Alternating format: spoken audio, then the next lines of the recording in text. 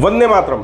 बंधुओं, आज हम बात करते हैं पॉलिटिकल क्रेडेंशियल्स की, या पॉलिटिकल अवेयरनेस, या पॉलिटिकल एजुकेशन की। हम बिहार की बात करें तो वहाँ पे मनोज झा जी है, प्रोफेसर लिखते हैं नाम के आगे, और वो जब चरण वंदन लालू के पुत्रों का करते हैं तो बड़ा आश्चर्य होता है कि आखिर हम राजनीति में, जैसे अभी हम नौकरी ढूंढने जाएं तो हमको अपने सारे डिग्री, डिप्लोमा, एक्सपीरियंस सब कुछ लेके जाना पड़ता है, उसके बेसिस पे एक नौकरी मिलती है।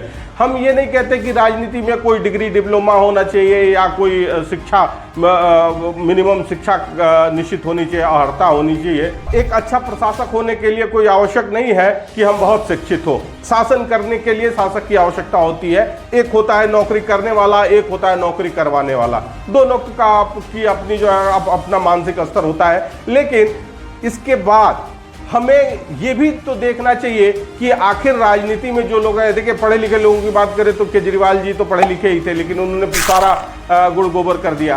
तो पढ़े लिखे लोगों की बात ना करके हम ये बात करें कि आखिर जो लोग राजनीति में हैं उनका क्रेडेंशियल क्या है।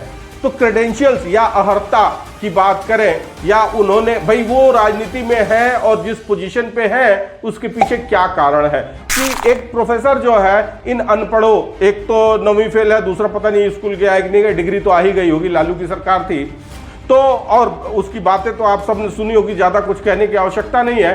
तो अगर एक प्रोफेसर चरण वंदन कर रहा है तो क्यों कर रहा है, और अगर वो बिहार में जीतने का दावा कर पेश कर रहा है तो क्यों कर पा रहा है, भाई उसके क्या अपने क्रेडेंशियल्स है। हमने जो सोचा कि वो लालू का लड़का है, उस लालू का जो जातिगत राजनीति का चैंपियन है, एक समीकरण बना, यादव और मुसलमानों का एक समीकरण बना के वो सत्ता पे काबिज रहा। जब तक ये समीकरण बना रहा, नीतीश कुमार अलग हुए, तब से जो है लालू सत्ता के बाहर चला गया। तो कहने का तात्पर्य यह है कि लालू के लड़कों की दो ही क्वालिटी है, एक तो यादव है और दूसरे लालू का लड़का है। हमें कहीं ना कहीं ये आने वाले समय में निश्चित करना पड़ेगा कि केवल किसी का लड़का हो जाने की वजह से वो सत्ता पे काबिज रहेगा, ये थोड़ा सा दुखद है, और इस पे एक बार चिंतन अवश्य होना चाहिए।